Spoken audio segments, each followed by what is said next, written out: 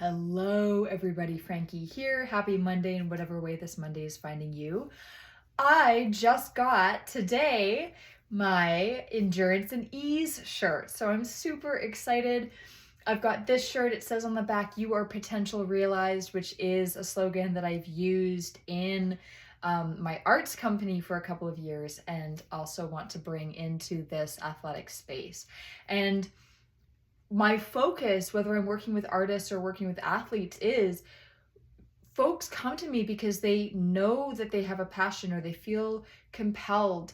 They feel that they have this potential, but they don't always know how does one bridge from potential to realizing that potential, to being able to accomplish something or look at what they're proving that they're capable of. And that's really the focus of my work. So today, here's a key one. And man, this one's tough for me. It's about perfection. I am a perfectionist and I work at releasing that. Why? Because if you want to be great, if you want progress, you have to let go of perfection. You have to allow for change. You have to allow for times when it feels like you're falling short or even going backwards a little bit so that you can improve and make progress.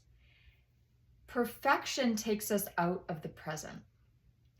Perfection really is about creating a fixed expectation and saying anything other than this is failure. Perfection ignores progress that might be happening that doesn't look like this. Perfection will say, forget about all the things you've been dealing with today. Forget about the fact that you maybe didn't sleep enough, or forget about the fact that you are supposed to fail a little bit in this workout. Perfection says there's only one way that this will look like a success today. And this is something that I am constantly dealing with in myself, and also I get to work on with my clients. So here's an example, a personal example.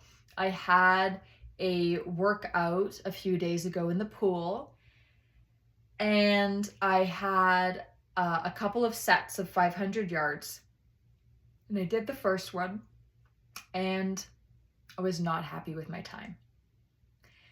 And I let it impact me. I let this feeling that I had missed the aim, the target in that set, start to influence the very brief recovery time I had in between before starting my next set. And then I got frustrated because then I didn't feel like I held to the recovery time. I felt like I sort of let it go a little bit longer than it should have been. So then my perfectionism gets upset about that. And then I'm swimming my next set, and I'm both upset about what's just happened, and I am then going, well, are you going to do better this time? I mean, it has nothing to do with the training session at all. And that is a waste of my energy and my focus. It's just an example. And I have improved significantly, but it's funny to watch those thoughts. And in organic intelligence, which is one of the therapeutic modalities that I am trained in, and one of the ones that I find significant across the board, especially for artists and athletes, looks at thoughts. Thoughts is one aspect of human experience, right? And it's information, but it's not necessarily useful information, and it's not necessarily telling you about reality. Because if I had hit that time a few months ago, I would have been elated. And really, there kind of would have been no time that was good enough, because I just had that narrative happening in my head that whatever I did wasn't really, couldn't you do better? So it's important to stay in the moment.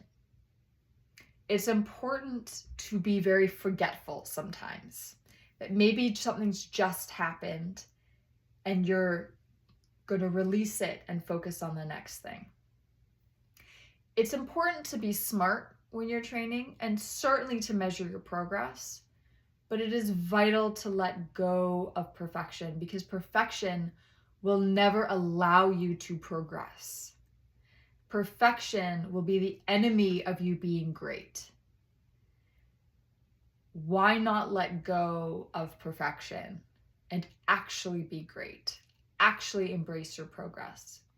It's funny because when we even look at folks who are like some of the best in the world, you'll still see things that are, quote, imperfect in their technique, because we're human and we are not going to replicate the same thing. Like, say it's a swimming stroke. Our head placement is not going to be identical in every moment. Now, we can aim for a certain goal of technique, but there are little things that are happening, our balance, our breath, fatigue, whatever. And so if we only make it about a snapshot and going, well, look at that person's head angle, or look at their wrist angle, or what are they doing with their knee?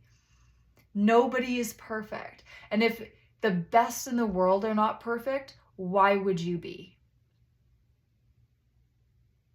Why would you be? Why not be progressing instead? Why not be your potential realized instead? You are not racing anyone else's race, whether it's life or an actual literal race. So embrace your uniqueness, your imperfection, embrace your progress, and embrace your excellence.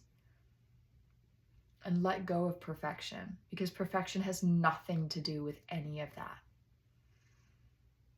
And